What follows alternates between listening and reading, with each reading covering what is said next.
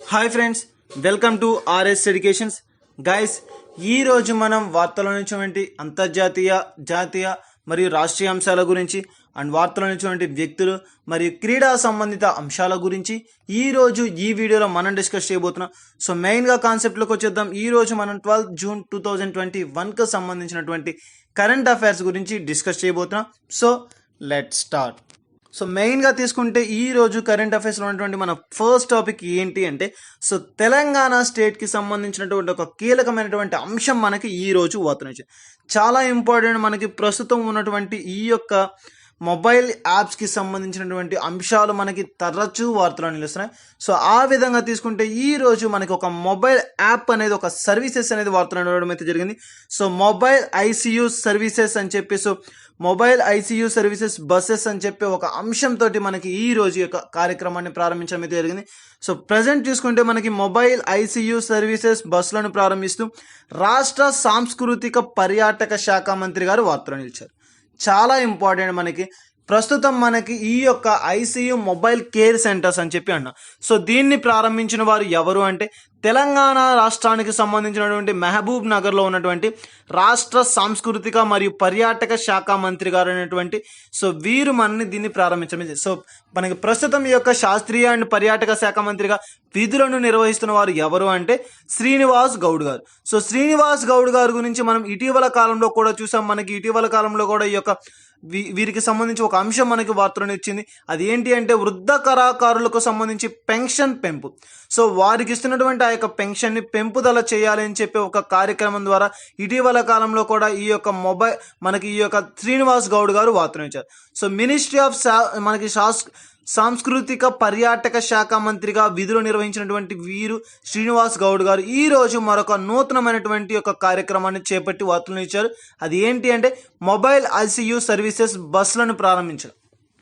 So mobile ICU services buses అంటే ఏంటి అంటే, ప్రజెంట్ మనకి ఐసీయూ అంటే ICU buses, intensive care units అని చెప్పి అంటాం. సో ప్రజెంట్ ఏదైనా ఒక వ్యక్తి ప్రమాదకరమైనటువంటి స్థితిలో ఉండి, అండ్ అదొక అంటే మనకి మెయిన్గా తీసుకుంటే అతి భయంకరమైనటువంటి ప్రమాద సిచ్యువేషన్లో ఉంటే మనకి యొక్క ఐసీయూ కేర్ సెంటర్స్ని సో చాలా సున్నితంగా చూసుకున్నటువంటి వాటిగా చెప్పుకోవచ్చు. సో ఆ విధమైనటువంటి వ్యక్తులకు సంబంధించి ఈ యొక్క ఐసీయూ కేర్ సెంటర్స్ని ఉపయోగించడం అయితే జరుగుతుంది. సో ఆ యొక్క ఐసీయూ కేర్ సెంటర్స్కి సంబంధించి అలాంటి ఐసీయూ సౌకర్యాలను మన ఇంటి వద్దకే తీసుకుని రావాలి. సో ఇటువంటి హాస్పిటల్లో ఉన్నటువంటి యొక్క ఐసీయూ సర్వీసెస్ అనేది, ఈ యొక్క సౌకర్యాలు అనేవి తిరిగి మన ఇంటి వద్దకే తీసుకుని రావాలి అని చెప్పి ఒక అంశంతో ఒక ప్రోగ్రామే మనకి ఈ యొక్క ICU care centres buses. So దీన్ని మనకి ఈరోజు ఎవరు ప్రారంభించారంటే శ్రీనివాస్ గౌడ్ గారు ప్రారంభించారు. సో మెయిన్గా తీసుకుంటే ఎవరైతే ఈ యొక్క ఐసోలేషన్లో కావచ్చు, లేదంటే ఈ యొక్క కోవిడ్ సిచ్యువేషన్స్లో కావచ్చు ప్రజెంట్ ఫేస్ చేస్తున్నారు. సో అటువంటి వారు అందరికీ కూడా ఐసీయూకి సంబంధించి, సో అదేవిధంగా మరొక ఇతర వ్యాధులు కావచ్చు, ఏదైనా సరే ఫేస్ చేస్తుంటే అటువంటి వారికి ఐసీయూ అంటే ఈ యొక్క ఇంటెన్సివ్ కేర్ సెంటర్స్ని వారి ఇంటి వద్దకే అమల్లోకి తీసుకొచ్చి వచ్చే ఒక క్రియ లేదా ఒక కార్యక్రమం అని చెప్పి చెప్పవచ్చు.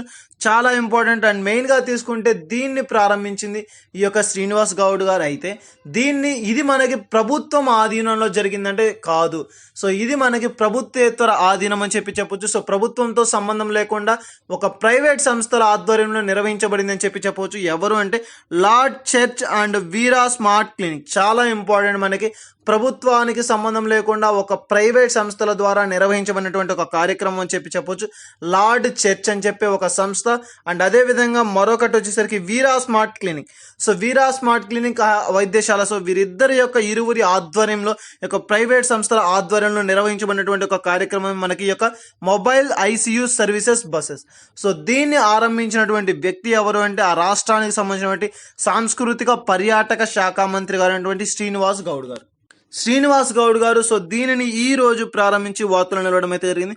సో ముఖ్యంగా అభ్యర్థులు గమనించాలి, ప్రస్తుతం మనకి యొక్క యాప్స్కి సంబంధించి తరచూ వార్తలు నిలుస్తున్నాయి. సో తరచూ వార్తలు నిలుస్తున్న అంశాల పట్ల ప్రత్యేకమైనటువంటి శ్రద్ధ వహించండి.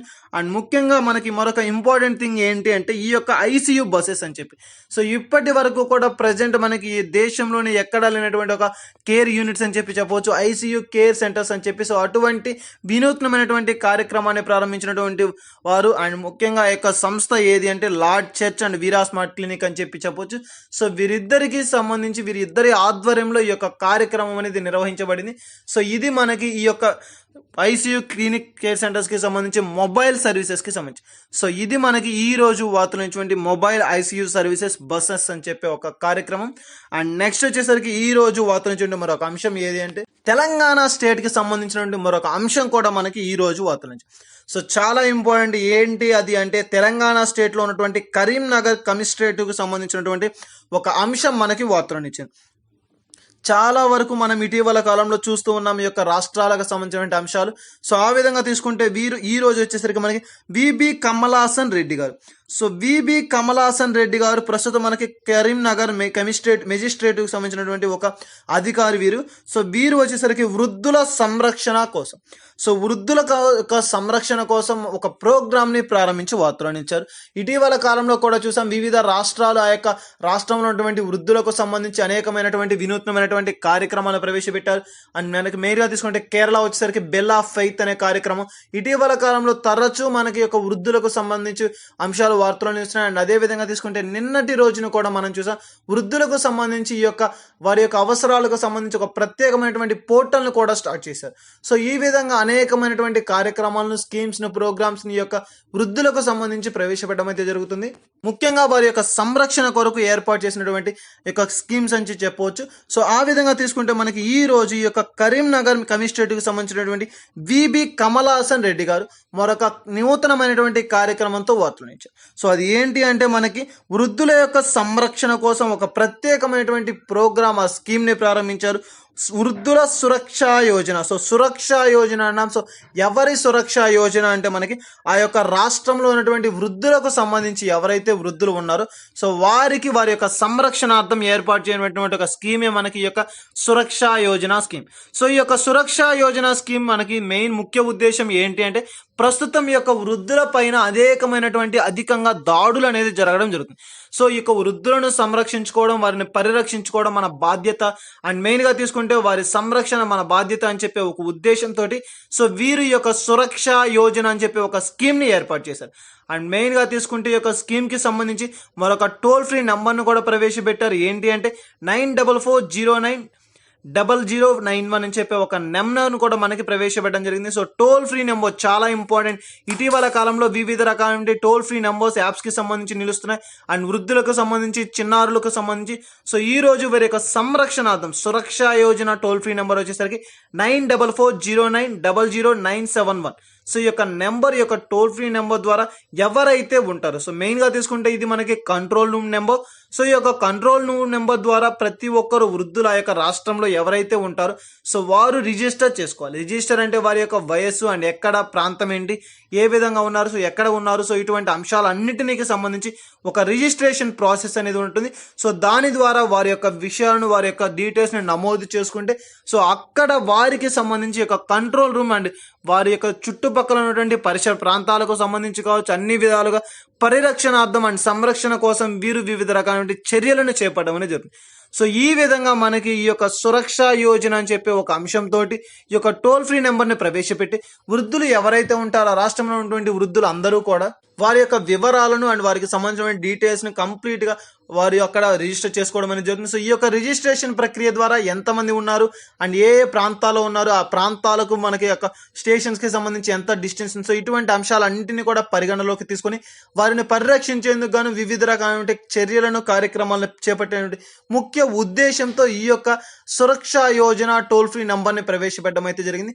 సో చాలా ఇంపార్టెంట్. దీన్ని ప్రవేశపెట్టిన వారు ఎవరు అంటే మనకి కరీంనగర్ కమిషనరేట్కి సంబంధించిన విబి కమలాసన్ రెడ్డి గారు. సో విబి కమలాసన్ రెడ్డి గారు యొక్క కార్యక్రమాన్ని చేపట్టడం అయితే జరిగింది. సో ఎవరి సంరక్షణార్థం అంటే వృద్ధుల యొక్క సంరక్షణ కొరకు. అండ్ ఆ యొక్క స్కీమ్ ఏమి అంటే సురక్షా యోజన. దానికి సంబంధించి ఒక టోల్ ఫ్రీ నంబర్ని కూడా ప్రవేశపెట్టారు.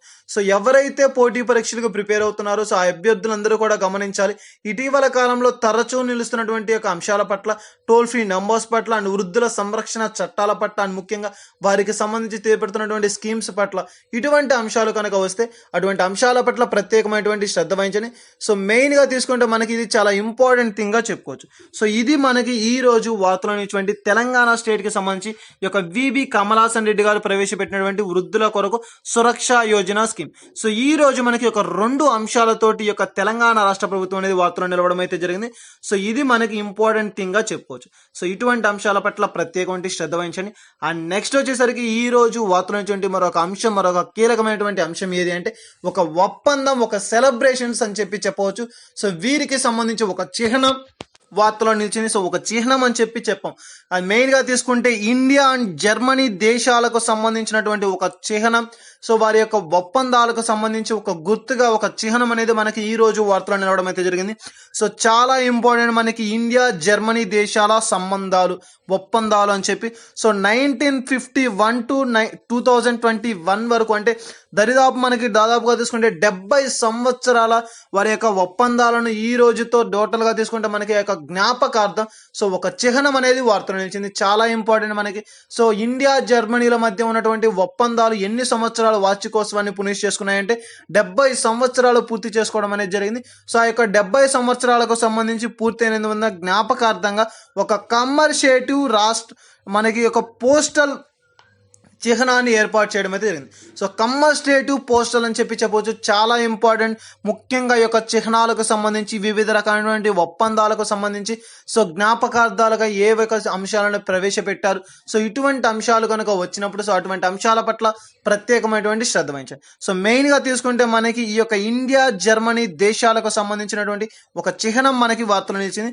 సో వారి ఇరువురి మధ్య సో ఆ యొక్క ఇరువురి దేశాల మధ్య సో భారతదేశానికి అండ్ ముఖ్యంగా తీసుకుంటే ఈ యొక్క జర్మనీ దేశాలకు మధ్య ఉన్నటువంటి 70 సంవత్సరాల ఒప్పందాలకు సంబంధించినటువంటి వారికి సంబంధించి ఒక జ్ఞాపకార్థం ఒక పోస్టల్ని విడుదల చేస్తూ వార్తలను ఇచ్చారు. సో కమర్షియేటివ్ పోస్టల్ అని చెప్పేసి ఒక అంశాన్ని విడుదల చేస్తూ వార్తలను ఇచ్చారు. సో దీన్ని విడుదల చేసినటువంటి సంస్థ ఏది అంటే మనకి foreign secretary. So foreign secretary services దీన్ని విడుదల చేస్తూ వార్తలను ఇచ్చారు. సో ఇటీవల కాలంలో వార్తలు నిలుస్తున్నటువంటి అంశాల్లో మనకి యొక్క సర్వీసెస్కి సంబంధించి ఫారెన్ సర్వీసెస్కి సంబంధించి కావచ్చు అండ్ మెయిన్గా తీసుకుంటే అడ్మినిస్ట్రేటివ్ సర్వీసెస్ అని చెప్పాం. సో అటువంటి అడ్మినిస్ట్రేటివ్ సర్వీసెస్ కూడా మనకి వార్తలో కనుక నిలిస్తే అటువంటి అంశాల పట్ల ప్రత్యేకమైనటువంటి శ్రద్ధ వహించారు. సో మెయిన్గా తీసుకుంటే ఈ రోజు మనకి ఇండియా జర్మనీ దేశాలకు సంబంధించినటువంటి చిహ్నం మనకి వార్తలు నిలిచింది. సో 70 సంవత్సరాల జ్ఞాపకార్థం అని చెప్పి సో ఈ యొక్క అంశం అనేది మనకి వార్తలు నిలవడం అయితే జరిగింది. సో ఇది మనకి ఈ యొక్క ఇండియా జర్మనీ దేశాలకు సంబంధించినటువంటి ఒక ఒప్పందానికి సంబంధించినటువంటి చిహ్నం. సో ఇటువంటి అంశాలు వచ్చినప్పుడు ఆ యొక్క అంశాల పట్ల ప్రత్యేకమైన శ్రద్ధ వహించండి. సో గైస్ ఇది మనకి ఈ రోజు వార్తలు నిలిచినటువంటి యొక్క ఇండియా జర్మనీ దేశాలకు సంబంధించినటువంటి ఒక ఒప్పందానికి సంబంధించినటువంటి చిహ్నం. అండ్ నెక్స్ట్ వచ్చేసరికి ఈ రోజు వార్తల నుంచి మరొక అంశం ఏది అంటే ఒక సర్వే ఒక ఇండెక్స్ అనేది మనకి ఈ రోజు వార్తలో నిలిచింది. ఏ విధంగా మనకి ఒక సర్వే అనేది వార్తలో నిలిచింది అంటే మనకి మెయిన్గా తీసుకుంటే ప్రస్తుతం ఉన్నటువంటి కరోనా కాలంలో మనకి ఆరోగ్యం అని చెప్పాం. సో అందరూ అంటూ ఉంటారు ఆరోగ్యమే మహాభాగ్యం అని చెప్పి. సో అటువంటి భారతదేశానికి సంబంధించినటువంటి హెల్త్ కేర్ స్టేట్స్లో టాప్ 3 స్టేట్స్లో ఉన్నవి ఏవి అండ్ ఏ విధంగా మన యొక్క కరోనా కాలంలో వాటిని ఎదుర్కొన్నాయి, అటువంటి ప్రభావితమైనటువంటి స్టేట్స్ ఏవి మన దేశంలో అని చెప్పి చూడడం అనేది జరిగింది. సో ఆ యొక్క సర్వే ద్వారా వారు దాన్ని వెల్లడించడం అయితే జరిగింది. ఆ సర్వే చేసిన సంస్థ ఏది అంటే housing.com అని చెప్పి ఒక ఇంపార్టెంట్ థింగ్ మనకి మెట్రోపాలిటన్ సిటీస్లో యొక్క సర్వే చేయడం అనేది జరిగింది. చాలా ఇంపార్టెంట్ బిట్. మెట్రోపాలిటన్ నగరాల్లో చేసినటువంటి సర్వే ఏది అంటే మనకి ఈ యొక్క హెల్త్ కేర్ అని చెప్పి ఒక ఇండియన్ హెల్త్ కేర్ అని చెప్పి ఒక వ్యవస్థకు సంబంధించింది అండ్ చేసిన సంస్థ ఏదంటే housing.com అని చెప్పవచ్చు. ఈ సర్వేలో టాప్ 1 ప్లేస్లో ఫస్ట్ ప్లేస్లో నిలిచినటువంటి స్టేట్ ఏది అంటే మనకి పూణే స్టేట్ అని చెప్పవచ్చు. టాప్ 1 స్టేట్లో నిలిచినటువంటి స్టేట్ ఏది అంటే పూణే స్టేట్ అని చెప్తాం. అండ్ మెయిన్గా తీసుకుంటే మనకి టాప్ 3 ప్లేసెస్లో ఉన్నటువంటి మనకి యొక్క ప్రాంతాలు ఏవి అంటే first place Pune and second place Ahmedabad, third place Bengaluru అని చెప్పవచ్చు. మెయిన్గా మనకి ఈ విధంగా వీరు దీనిని పరిగణలోకి తీసుకోవడానికి ఏ అంశాలను మెయిన్గా తీసుకున్నారు అంటే ఆ యొక్క సర్వే చేసింది ఎవరు అంటే state of Indian health care and Indian health states అని చెప్పి ఒక ఇంపార్టెంట్ సర్వే సంస్థ. ఏ యొక్క అనుబంధ సంస్థతో అంటే housing.com అని చెప్పే సంస్థ. వీరు దేనిని పరిగణలోకి తీసుకుని ఒక టాప్ 3 ప్లేసెస్ని నిర్ణయించారు అంటే మనకి ప్రస్తుతం హాస్పిటల్లో ఉన్నటువంటి వ్యవస్థ అండ్ ఏ విధంగా మనకి వర్క్ చేస్తున్నారు, ప్రస్తుతం మనకు ఉన్నటువంటి ఇబ్బందికరమైన ఈ కరోనా కాలంలో ఏవి అవసరం అంటే పడకలు. సో బెడ్స్ అనేది ఇంపార్టెంట్. సో అటువంటి హాస్పిటల్స్లో ఉన్నటువంటి బెడ్స్కి సంబంధించినటువంటి ఒక వ్యవస్థ గురించి కావచ్చు అండ్ ఈజీ ఆఫ్ లివింగ్ నీటి నాణ్యత గురించి అండ్ స్థానిక సంస్థల పనితీరు గురించి, సో ఒక స్టేట్లో ఈ యొక్క అవసరమైనటువంటి యొక్క నిబంధనల మేరకు ఈ అంశాలను పరిగణలోకి తీసుకొని అది ప్రస్తుతం ఏ విధమైనటువంటి స్టేట్లో ఏ యొక్క కండిషన్లో ఉంది, ఏ విధంగా దాని యొక్క పరిగణలోకి తీసుకున్నారు అండ్ ఎటువంటి సిచ్యువేషన్లో ఉన్నారని చెప్పి సో దీని ద్వారా వెల్లడించడం అనేది జరిగింది. మన యొక్క housing.com అని చెప్పి ఒక సంస్థ మెట్రోపాలిటన్ సిటీస్లో చేసినటువంటి సర్వే ప్రకారం వెల్లడించింది. మెయిన్గా టాప్ 3 ప్లేసెస్లో ఉన్న దేశాలు మన యొక్క ఆ యొక్క ప్రాంతాలు ఏవి అంటే పూణే, అహ్మదాబాద్, బెంగళూరు అని చెప్పి చెప్పవచ్చు. మెయిన్గా తీసుకుంటే దీని యొక్క ముఖ్యమైన అంశం ఫర్ హెల్త్ ఇన్ఫ్రాస్ట్రక్చర్కి సంబంధించి. హెల్త్ ఇన్ఫ్రాస్ట్రక్చర్కి సంబంధించి పూణే స్టేట్ అనేది మనకి ఈ రోజు వార్తలో నిలిచింది. మెయిన్గా తీసుకుంటే దీనికి సంబంధించిన ఒక ముఖ్యమైన అంశమే మనకి ఈ యొక్క పూణే రాష్ట్రంగా చెప్పుకోవచ్చు. అండ్ నెక్స్ట్ వచ్చేసరికి ఈ రోజు వార్తలో నిలిచినటువంటి మరొక అంశం ఏది అంటే మనకి యుఎన్ రోడ్ సేఫ్టీ వీక్. మెయిన్గా మనకి మెయిన్గా యునైటెడ్ నేషన్ అని చెప్పాం. సో యునైటెడ్ నేషన్కి సంబంధించిన రోడ్ సేఫ్టీ అనేది ఒక ఇంపార్టెంట్ థింగ్ ఈ రోజు వార్తలో నిలిచింది. అది కూడా రోడ్ సేఫ్టీ వీక్ అని చెప్పవచ్చు. ఒక వీక్ అంటే 16 to 23 వరకు కూడా ఒక అవగాహన కార్యక్రమాన్ని చేపట్టడం అనేది జరిగింది. సో ప్రజలలో ఈ యొక్క రోడ్ సేఫ్టీకి సంబంధించి జరుగుతున్న ఈ యొక్క అక్రమాలకు సంబంధించి కావచ్చు, లేదంటే ఈ యొక్క ప్రమాదాలకు సంబంధించి సో వారికంటూ ఒక అవగాహన కలిగించే ఒక అవగాహన సదస్సు ఆ కార్యక్రమం ఏర్పాటు చేసింది యునైటెడ్ నేషన్ అని చెప్పి రోడ్ సేఫ్టీ వీక్గా 16 to 23 వరకు ప్రకటించడం అయితే జరిగింది. ఈ కార్యక్రమాన్ని ఎవరి ఆధ్వర్యంలో నిర్వహిస్తున్నారంటే ఐక్యరాజ్య సమితి గారి యొక్క ఆధ్వర్యంలో ఉన్నటువంటి అనుబంధ సంస్థ అయినటువంటి WHO వరల్డ్ హెల్త్ ఆర్గనైజేషన్ అని చెప్పాం. దీని యొక్క ప్రధాన కార్యాలయం మనకి ఎక్కడ ఉంది అంటే జెనీవా. సో జెనీవాని ప్రధాన కార్యాలయంగా చెప్పుకుంటాం. మెయిన్గా తీసుకుంటే మనకి యునైటెడ్ నేషన్ యొక్క రోడ్ సేఫ్టీ వీక్ యొక్క ముఖ్యమైనటువంటి థీమ్ ఏంటంటే స్ట్రీట్స్ ఫర్ లైఫ్ అనేది దీని యొక్క ఇతివృత్తంగా మనం చెప్పుకోవచ్చు. ప్రస్తుతం మనకి ఈ యొక్క యుఎన్ రోడ్ సేఫ్టీ యొక్క ఇతివృత్తం ఏంటి అంటే స్ట్రీట్స్ ఫర్ లైఫ్. అండ్ మెయిన్గా మనకి దీని యొక్క ట్యాగ్ లైన్ చూసుకుంటే లవ్ 13 ఈజ్ అన్ మనకి ఈ యొక్క ట్యాగ్ లైన్గా చెప్పుకుంటాం. ప్రస్తుతం దీన్ని ఎవరి ఆధ్వర్యంలో నిర్వహిస్తున్నారంటే WHO ఆధ్వర్యంలో. ఎవరి సహాయ సహకారాలు అంటే ఐక్యరాజ్య సమితి సహాయ సహకారం అని చెప్పవచ్చు. వరల్డ్ హెల్త్ ఆర్గనైజేషన్ అని చెప్తాం. మనకి ఐక్యరాజ్య సమితి అంటే నేమ్లోనే మనకు ఉంది ఐక్యరాజ్యత అంటే అందరూ ఐక్యంగా మనకి మెయిన్గా తీసుకుంటే ఒక స్ట్రెంగ్త్ యూనిటీ అనే చెప్పే ఒక సంస్థ, శాంతికి చిహ్నమైనటువంటి శాంతిని కోరుకున్నటువంటి ఒక సమితి ఆ యొక్క సంఘం ఏది అంటే మనకి ఐక్యరాజ్య సమితి. సో దాని యొక్క ఆధ్వర్యంలో నిర్వహించబడుతున్నటువంటి ఈ కార్యక్రమానికి ముఖ్యమైనటువంటి అనుబంధ సంస్థ ఏది అంటే వరల్డ్ హెల్త్ ఆర్గనైజేషన్. దీని యొక్క ప్రధాన కార్యాలయం మనకి ఎక్కడ ఉంది అంటే జెనీవాలో ఉన్నటువంటి ఈ యొక్క ప్రధాన కార్యాలయం అనేది మనకి దీన్ని తీసుకోవడం అనేది జరుగుతుంది. ఈ విధంగా మనకి మెయిన్గా తీసుకుంటే వరల్డ్ హెల్త్ ఆర్గనైజేషన్ యొక్క ఆధ్వర్యంలో యునైటెడ్ నేషనల్స్ రోడ్ సేఫ్టీ అనే ఒక కార్యక్రమం అనేది చేపట్టి ప్రజలను వినూత్నవంతులుగా చేయాలని చెప్పే ఉద్దేశంతో దీన్ని ప్రారంభించడం అయితే జరిగింది. ఇది మనకి వార్తలు వచ్చినటువంటి ముఖ్యమైన అంశాల్లో మరొకటి. అండ్ నెక్స్ట్ వచ్చేసరికి ఈ రోజు వార్తలు వచ్చినటువంటి మరొక అంశం ఏది అంటే WHO అండ్ ILO చేసిన ఒక సర్వే. చాలా ఇంపార్టెంట్. మనకి ఇటీవల కాలంలో మనకి ఈ ఇండెక్స్లు కావచ్చు, ఈ సర్వేలు కావచ్చు ఎక్కువగా కూడా వార్తలు నిలవడం అనేది జరిగింది. సో వాటి పట్ల కూడా ప్రత్యేకమైనటువంటి శ్రద్ధ వహించండి. మనకి మెయిన్గా తీసుకుంటే WHO అంటే వరల్డ్ హెల్త్ ఆర్గనైజేషన్, దాని యొక్క అనుబంధ సంస్థ అయినటువంటి ILOతో దీని యొక్క కార్యక్రమాన్ని ప్రారంభించడం అయితే జరిగింది. ఈ సర్వే ఆరంభించారు. దీని యొక్క ప్రధాన కార్యాలయం ఎక్కడ ఉంది అంటే జెనీవా. వరల్డ్ హెల్త్ ఆర్గనైజేషన్ కానీ అండ్ ILO యొక్క ప్రధాన కార్యాలయం ఎక్కడ ఉన్నాయంటే జెనీవా అని చెప్పవచ్చు.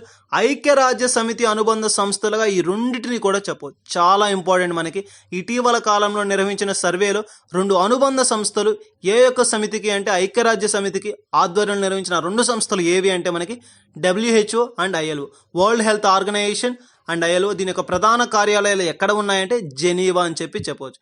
మెయిన్గా తీసుకుంటే వీరు చేసినటువంటి యొక్క సర్వే ఆధారంగా నిర్వహించినటువంటి ఒక ముఖ్యమైన అంశం అండ్ వీరు వెల్లడించింది ఏంటి అంటే పని గంటలు.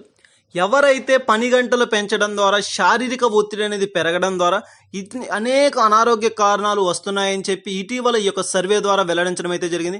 ప్రస్తుతం ఉన్నటువంటి ఈ యొక్క కాలంలో మనకి ఈ యొక్క పని గంటలు అనేది పెరగడం వల్ల వారి యొక్క వర్క్ స్ట్రెస్ అనేది ఇంక్రీజ్ అవ్వడం వల్ల ఆ యొక్క మానవులకు గుండెపోట్లు అనేది రావడం అనేది జరుగుతుంది. ఎక్కువగా కూడా బ్లడ్ ప్రెషర్ అనేది ఇంక్రీజ్ అయ్యి గుండెపోటులకు కారణమవుతుంది. ప్రస్తుతం ఉన్నటువంటి ఈ యొక్క సొసైటీలో మనకి 54 గంటల ప్రపంచవ్యాప్తంగా తీసుకుంటే మనకి 54 గంటలు వర్కింగ్ అవర్స్ అనేది ఒక రోజుకి అనేది ఉండడం అనేది జరుగుతుంది. సో చాలా కష్టతరమైనటువంటి అంశంగా తీసుకుంటే అంటే చాలా ప్రమాదకరమైనటువంటి అంశంగా ఈ సర్వే అనేది వెల్లడించడం జరిగింది. సో అటువంటి పని గంటల ద్వారా ఈ యొక్క పని గంటల వలన వర్క్ ప్రెషర్ వలన వారి యొక్క శారీరక స్థితి అనేది డబల్ అయిపోయి వారి యొక్క బ్లడ్ ప్రెషర్ అనేది ఇంక్రీజ్ అయిపోయి గుండెపోటుకు కారణమై వారు మరణించడం అనేది జరుగుతుంది.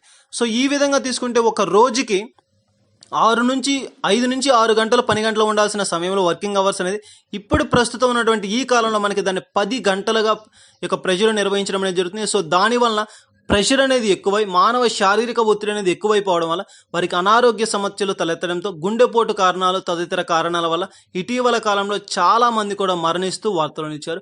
అటువంటి సర్వేకి సంబంధించి ఈ రోజు మనకి ఒక కీలకమైనటువంటి వెలువడి అనేది వెల్లడించడం జరిగింది. 2016 ప్రకారంగా తీసుకుంటే ఉన్న సర్వేలో 7,46,000 మంది చనిపోయారు. సో దాన్ని ఆధారంగా తీసుకొని దేని ఆధారంగా చెప్పారంటే 2000 సంవత్సరంలో ఉన్నటువంటి మరణాల శాతం అండ్ 2016లో ఉన్నటువంటి మరణాల శాతానికి కానీ లెక్కవిస్తే 29% అనేది మనకి పెరగడం అనేది జరిగింది. సో ఈ మరణాల శాతం అనేది ఎక్కువగా 30% అనేది ఇంక్రీజ్ అవ్వడం అనేది జరిగింది. సో ఇది ఒక ప్రమాదకరమైనటువంటి ప్రభావంగా ఈ యొక్క సర్వే ద్వారా వీరు వెల్లడించడం అనేది జరిగింది. ఇటీవల కాలంలో నిర్వహించిన ఈ సర్వేలో వెల్లడించింది ఏంటి అంటే ఈ యొక్క వర్కింగ్ అవర్స్ అనేది ఇంక్రీజ్ అవ్వడం వల్ల మానవుని యొక్క శరీరంలో ఉన్నటువంటి ఆ సమతుల్యత అనేది దెబ్బతిని బ్లడ్ ప్రెషర్ అనేది ఇంక్రీజ్ అయ్యి అనేక అనారోగ్య సమస్యలు అనేది తలెత్తుతున్నాయి. దానివల్ల గుండెపోటుకు కూడా గురై ఇటీవల కాలంలో చాలా మంది మరణించారని చెప్పి వెల్లడించారు. సో అటువంటి వారిలో మనకి సర్వే ప్రకారం 30% 2000 నుంచి 2016కి ఇంక్రీజ్ అయినట్టుగా తెలుస్తుంది. ఇటీవల కాలంలో చేసిన సర్వేలో వెల్లడించిన ప్రకారం 7,46,000 మంది మనకి ఈ యొక్క వర్కింగ్ ప్రెషర్స్ వల్ల మరణించారు అని చెప్పి వెల్లడించడం అనేది జరిగింది. సో అది మనకి 2000తో పోల్చుకుంటే ఎంత శాతం అంటే 29% ఇంక్రీజ్ అవ్వడం అనేది జరిగింది. సో ఇది మనకి ఈ రోజు వార్తల నుంచి సర్వేకి సంబంధించి WHO అండ్ ILOకి సంబంధించి ఐక్యరాజ్య సమితిలో నిర్వహించినటువంటి ఒక సర్వే ఆ ఇండెక్స్ ద్వారా వెల్లడించినటువంటి ఒక ముఖ్యమైన విషయంగా మనం దీన్ని పేర్కొనడం అనేది జరిగింది. సో గైస్ ఇటీవల నుంచి మనకి ఎక్కువగా కూడా ఈ సర్వేలకు సంబంధించి ఈ సూచీలకు సంబంధించి ఎక్కువ అంశాలు వార్తలు నిర్వహణ అనేది జరిగింది. సో పోటీ పరీక్షలకు ప్రిపేర్ అవుతున్న వారు ఎక్కువగా కూడా వాటి పట్ల ప్రత్యేకమైనటువంటి శ్రద్ధ వహించండి. మెయిన్గా మనకి ఈ యొక్క సర్వేస్ అనేవి చాలా ఇంపార్టెంట్గా తీసుకుంటాం. సో వాటి పట్ల ప్రత్యేకమైనటువంటి అవగాహన అనేది మనకు ఉంటే ఎప్పటికైనా కానీ ఒక యూస్ఫుల్గా ఉంటుంది. సో వాటి పట్ల ప్రత్యేకమైనటువంటి శ్రద్ధ వహించండి. అండ్ నెక్స్ట్ వచ్చేసరికి ఈ రోజు వార్తలు నుంచి మరొక అంశం ఏంటి అంటే ఏపీ, ఆంధ్రప్రదేశ్ రాష్ట్రాల పరంగా తీసుకుంటే మనకి ఇవి అంతర్జాతీయ అనుకుంటే అండ్ రాష్ట్రాలకు సంబంధించినటువంటి వార్తలు నిలిచినటువంటి అంశాలు ఏవి అంటే ఆంధ్రప్రదేశ్ రాష్ట్రం ఈ రోజు మనకు మరలా వార్తలు నిలిచింది. మరలా అని ఎందుకు అన్నానంటే లాస్ట్ క్లాస్లో కూడా మనం కరెంట్ అఫైర్స్లో మనకి ఆంధ్రప్రదేశ్కి సంబంధించి ఒక ముఖ్యమైన అంశం వార్తలు నిలిచింది. మనకి ఎవరిది అంటే మనం ఒక ఎయిర్పోర్ట్కి సంబంధించినటువంటి ఒక కర్నూలుకు సంబంధించినటువంటి ఒక ఎయిర్పోర్ట్ అనేది మనం వార్తల్లో చూసాం. ఈ రోజు మరలా మనకి ఈ వార్తలో నిలిచినటువంటి మరొక అంశం ఏది అంటే ఆంధ్రప్రదేశ్ 2 అంశాలతో ఈరోజు వార్తలు నిలిచింది. మెయిన్గా తీసుకుంటే black fungal disease or zygomycosis and mucormycosis అని చెప్పే ఒక వ్యాధి గురించి మన డిసెంబర్లోనే ఒకసారి దీని గురించి వెలువడించడం అనేది జరిగింది. మరలా మనం ఇటీవల 10 రోజుల నుంచి ఈ యొక్క బ్లాక్ ఫంగల్ డిసీజ్కి సంబంధించి వివిధ రాష్ట్రాలు అనేవి ప్రభావితం అవడం అనేది చూసాం. సో దానికి సంబంధించి ఈ యొక్క బ్లాక్ ఫంగల్కి తీసుకున్నటువంటి ఒక కీలకమైనటువంటి నిర్ణయం మనకి ఈ రోజు వార్తలు వచ్చింది. ఈ యొక్క బ్లాక్ ఫంగల్ డిసీజ్ అనేది ఒక ప్రమాదకరమైనటువంటి వ్యాధిగా పేర్కొనడం అనేది జరిగింది. ఎందుకు అంటే ఎవరైతే కరోనా బారిన పడి తిరిగి కోలుకొని వచ్చారో వారిలో ఎక్కువ శాతం ఈ యొక్క వ్యాధి అనేది కనపడడం జరుగుతుంది. పైగా ఇది మనకి గాలి ద్వారా, నీటి ద్వారా అపరిశుభ్రమైనటువంటి ప్రాంతాల వలన ఈ యొక్క వ్యాప్తి అనేది ఎక్కువగా ఉండడంతో సో ఈ యొక్క ప్రమాదకరమైనటువంటి వ్యాధిగా దీన్ని పేర్కోవడం అనేది జరుగుతుంది. ఇది ఎలా ఉంటుంది అంటే ఆ యొక్క వ్యాధి లక్షణాలు వచ్చేసరికి మనం డిస్కస్ చేసాం ఆల్రెడీ. ఒక చూడడానికి ఒక వికారయుక్తమైనటువంటి ఆకారాన్ని కలిగి ఉంటుంది. ఆ బాడీలో అది రావడం వల్ల మన కళ్ళు ఉబ్బుకొని పోవడం అండ్ మెయిన్గా ఆ యొక్క ఫేస్ అనేది, చీక్స్ అనేవి కొంచెం లావుగా రావడం, ఒక వికారయుక్తమైనటువంటి శరీర ఆకృతిని క్రియేట్ చేయడం అనేది జరుగుతుంది. సో ఇది ఈ యొక్క వ్యాధి లక్షణాలుగా తీసుకుంటే సో ఇటువంటి ప్రమాదకరమైనటువంటి ఈ వ్యాధికి సంబంధించి ఆంధ్రప్రదేశ్ రాష్ట్ర ప్రభుత్వం తీసుకున్నటువంటి ఒక కీలక నిర్ణయం మనకి ఈ రోజు వార్తలో నిలిచింది. ఆరోగ్యశ్రీలో యొక్క బ్లాక్ ఫంగల్ డిసీజ్ని యాడ్ చేస్తున్నట్లుగా తెలపడం అనేది జరిగింది. చాలా చాలా అద్భుతమైనటువంటి ఒక అద్భుతమైనటువంటి అంశంగా దీన్ని మనం పేర్కొనడం జరుగుతుంది. ఇంతవరకు ఏ రాష్ట్ర ప్రభుత్వం కూడా తీసుకున్నటువంటి ఒక కీలక నిర్ణయం ఉచితమైనటువంటి ఆరోగ్యశ్రీలోకి చేర్చినటువంటి ఒక అతి ముఖ్యమైనటువంటి అంశంగా ఈ యొక్క ఆంధ్రప్రదేశ్ రాష్ట్ర ప్రభుత్వం తీసుకున్నటువంటి ఈ నిర్ణయం మనకి ఈ రోజు చాలా ఇంపార్టెంట్గా తీసుకుంటాం. అత్యున్నతమైనటువంటి విలువలతో కూడినటువంటి అంశంగా మనం చెప్పుకోవచ్చు. సో ప్రస్తుతం ఉన్నటువంటి ప్రమాదకరమైనటువంటి సిచ్యువేషన్లో లాస్ట్ క్లాసెస్లో కూడా మనం డిస్కస్ చేసాం. ఆంధ్రప్రదేశ్ రాష్ట్ర సీఎం గారు అయినటువంటి జగన్మోహన్ రెడ్డి గారు ఇటీవల కాలంలో చేసినటువంటి సర్వేలో ప్రధానమైనటువంటి పరిపాలనా పరమైనటువంటి సుపరిపాలన చేసినటువంటి రాష్ట్ర ప్రభుత్వాలలో మొట్టమొదటి స్థానంలో ఉన్నటువంటి ముఖ్యమంత్రి గారు ఎవరు అంటే జగన్మోహన్ రెడ్డి గారు అని చెప్పవచ్చు. సో వారు ఈ రోజు తీసుకున్నటువంటి మరొక నూతనమైనటువంటి ఒక అధ్యాయం కావచ్చు, మరొక నూతనమైనటువంటి స్కీమ్గా మనం ఈ యొక్క బ్లాక్ ఫంగల్ డిసీజ్ అనేది ఒక వ్యాధిగ్రస్తులకు ఆరోగ్యశ్రీలో జత చేస్తామని చెప్పి అఫీషియల్గా వెలువరించడం అనేది జరిగింది. సో ఇది మనకి చాలా ఇంపార్టెంట్గా తీసుకుంటాం. అండ్ మెయిన్గా మనకి తీసుకుంటే ఈ వ్యాధికి సంబంధించి ఎటువంటి లక్షణాలు వస్తాయని కూడా చెప్పాం. అండ్ మెయిన్గా ఇది వచ్చే వ్యాధి దేనివల్ల అంటే ఫంగల్, మనకి మైక్రో వైరలస్ అని చెప్పే ఒక ఫంగల్ వల్ల దీని యొక్క వ్యాధి అనేది కలగడం అనేది జరుగుతుంది. దీన్ని అనేక దేశాలు, హర్యానా దేశం కావచ్చు, మరొక కొన్ని దేశాల్లో దీన్ని ఒక వివిధ రకాలైనటువంటి అంశాలతో పేర్కొన్నారు. నోటిఫైడ్ డిసీజ్ గా కూడా గుర్తించినటువంటి మొట్టమొదటి రాష్ట్రంగా మనకి హర్యానా రాష్ట్రం ఇది పేర్కోవడం అనేది జరిగింది. చాలా ఇంపార్టెంట్ బిట్. నోటిఫైడ్ డిసీజ్ గా పేర్కొన్నటువంటి మొట్టమొదటి రాష్ట్రం ఏది అంటే మనకి హర్యానా రాష్ట్రం. సో హర్యానా రాష్ట్రం దీన్ని ఒక నోటిఫైడ్ డిసీజ్ గా కూడా గుర్తించడం అనేది జరిగింది. ఈ విధంగా మనకి ఈ యొక్క బ్లాక్ ఫంగల్ డిసీజ్ అనేది వార్తల నుంచి ముఖ్యమైన అంశంగా తీసుకుంటాం. ఈ రోజు మనకి రాష్ట్రాలకు సంబంధించి ఆంధ్రప్రదేశ్ రాష్ట్రం అనేది ముఖ్యమైన అంశంగా వార్తలో నిలిచింది. అండ్ నెక్స్ట్ వచ్చేసరికి వార్తలో నిలిచినటువంటి వ్యక్తులు. సో నెక్స్ట్ వచ్చేసరికి ఈ రోజు వార్తలో నిలిచినటువంటి వ్యక్తులు. సో వార్తల్లో వ్యక్తుల్లో మనకి ఫస్ట్ పర్సన్ ఎవరు అంటే రాధామోహన్ గారు. సో రాధామోహన్ గారు ఈ రోజు మనకి వార్తలో నిలిచినటువంటి వ్యక్తుల్లో ఫస్ట్ పర్సన్. పర్యావరణవేత్త, వ్యవసాయంలో ఆధునీకరణను కనుగొన్నటువంటి ఒక వ్యక్తి అని చెప్పవచ్చు. వారే మనకి ఈ యొక్క రాధామోహన్ గారు. సో ఈ యొక్క రాధామోహన్ గారు పర్యావరణవేత్త అంటే వ్యవసాయ రంగంలో ఉన్నటువంటి యొక్క కృత్రిమమైనటువంటి వాటిని అంటే ఆర్టిఫిషియల్ వాటిని యూజ్ చేయకుండా మందులను, సో సేంద్రియ మందుల ద్వారా, సేంద్రియ ఎరువుల ద్వారా వ్యవసాయ ఉత్పత్తులను పెంచి అండ్ అనేకమైనటువంటి యొక్క కాలుష్యాన్ని నుంచి నివారించి పర్యావరణాన్ని పరిరక్షించుకోవాలి అని చెప్పే అంశంతో అనేకమైనటువంటి సామాజిక కార్యకలాపాలను చేపట్టినటువంటి వ్యక్తే ఈ యొక్క రాధామోహన్ గారు. సో ఈ యొక్క రాధామోహన్ గారు చేపట్టినటువంటి వివిధ రకమైన కార్యకలాపాలు, అంశాలు మనకి తరచూ వార్తలు నిలుస్తున్నాయి. సో ఈ రోజు తీసుకుంటే మనకి ఈ యొక్క రాధామోహన్ గారికి సంబంధించి వీరు ఏ రాష్ట్రానికి చెందిన వారు అంటే ఒడిస్సా రాష్ట్రానికి చెందినటువంటి వీరు మనకి ముఖ్యంగా ఈ రోజు ఒక అంశంతో వార్తలు నిలవడం అయితే జరిగింది. సో వీరు చేసినటువంటి యొక్క సామాజిక సేవలకు గాను, ఈ యొక్క పర్యావరణాన్ని సంరక్షించేందుకు గాను, వీరు వ్యవసాయ రంగంలో తీసుకున్నటువంటి వినూత్నమైనటువంటి కార్యక్రమాలకు గాను వీరికి ఈ రోజు మనకి దేశంలోని అత్యున్నతమైనటువంటి పురస్కారం పద్మశ్రీ అవార్డును పొందుకొని వార్తలు నిలిచారు. సో పద్మశ్రీ పురస్కార గ్రహీతలుగా ఈ రోజు మనకి వార్తలు నిలిచినటువంటి వ్యక్తులు ఎవరంటే రాధామోహన్ గారు. సో వ్యవసాయ రంగంలో వినూత్నమైనటువంటి కార్యక్రమాలను చేపట్టి ఒక నూతనమైనటువంటి వరవడికను సృష్టించినటువంటి వ్యక్తి. సో వీరు మనకి ఈ యొక్క దేశంలోని అత్యున్నతమైనటువంటి పురస్కారంలో ఒకటైనటువంటి పద్మశ్రీ పురస్కార గ్రహీతలుగా వీరు వార్తలు నిలవడం అయితే జరిగింది. అండ్ అదే విధంగా తీసుకుంటే ఈ యొక్క పద్మశ్రీ పురస్కారమే కాకుండా ఆ యొక్క రాష్ట్రాలకు సంబంధించి అత్యున్నతమైనటువంటి పురస్కారం ఒడిస్సా రాష్ట్ర అత్యున్నతమైనటువంటి పురస్కారమైనటువంటి ఉత్కల్ సేవ అని చెప్పి ఒక పురస్కారాన్ని పొంది వార్తలు ఇచ్చారు. సో భారతదేశంలోని అత్యున్నతమైనటువంటి పురస్కారము. అండ్ అదే విధంగా తీసుకుంటే ఆ రాష్ట్రాలకు సంబంధించి సో వినూత్నమైనటువంటి ఒక పురస్కారం మనకి ఉత్కల్ సేవ అని చెప్పేసి ఒక పురస్కారం. సో వారు చేసినటువంటి ఒక సామాజిక సేవలను గుర్తుంచుకొని సో వారికి సంబంధించి ఆ సామాజిక సేవ దృష్టిలో పెట్టుకొని సో దానికి సంబంధించి ఈ యొక్క పురస్కారాలను ఇచ్చి వారిని సత్కరించడం అయితే జరిగింది. సో ఇది మనకి ఈ రోజు వార్తలైనటువంటి రాధామోహన్ గారికి సంబంధించినటువంటి ఒక కీలకమైనటువంటి పురస్కారాలకు సంబంధించినటువంటి అంశం. అండ్ నెక్స్ట్ వచ్చేసరికి ఈ రోజు వార్తలు మరొక వ్యక్తి సెకండ్ పర్సన్ ఎవరు అంటే అశోక్ పనగరియా. సో అశోక్ పనగరియా గారు రాజస్థాన్ రాష్ట్రానికి చెందినటువంటి ఒక వ్యక్తి, ప్రముఖ వైద్యులు అని చెప్పవచ్చు. ఏ రంగంలో అంటే న్యూరాలజిస్ట్. సో వీరు మనకి ఎన్నో సామాజిక సేవలను అందించినటువంటి వ్యక్తి, అనేక సామాజిక సేవలను అందిస్తూ సామాజిక రంగంలో సామాజిక వ్యక్తిగా గుర్తింపు పొందినటువంటి వ్యక్తి వీరు అశోక్ పనగరియా గారు. సో అశోక్ పనగరియా గారు రాజస్థాన్ రాష్ట్రానికి చెందినటువంటి ఒక ప్రముఖ న్యూరాలజిస్ట్ అని చెప్పవచ్చు. సో వీరి యొక్క సేవలకు గాను, వీరు చేసినటువంటి సామాజిక సేవలకు గాను సో ప్రభుత్వం గుర్తించి పద్మశ్రీ పురస్కారాన్ని ఇచ్చి సత్కరించింది.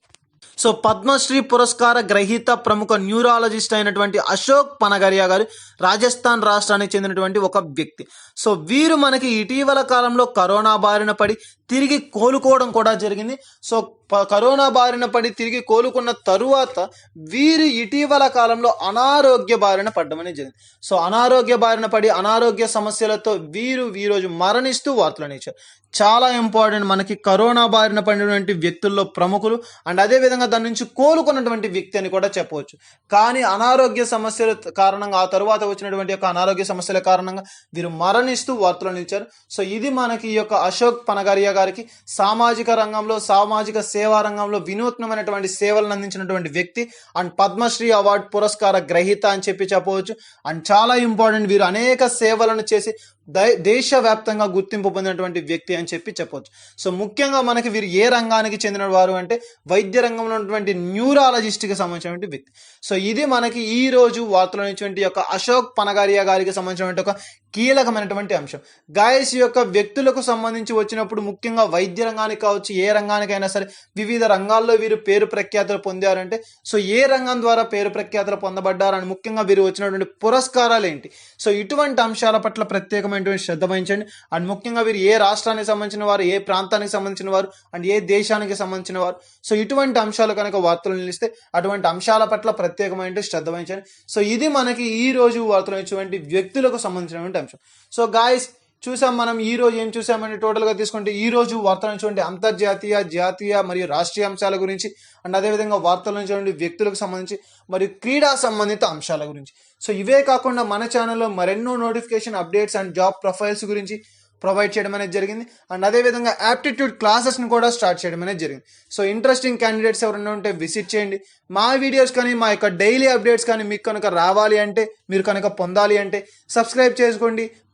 మా యొక్క ప్రతి అప్డేట్ని మీరు పొందడం అనేది జరుగుతుంది. Thank you.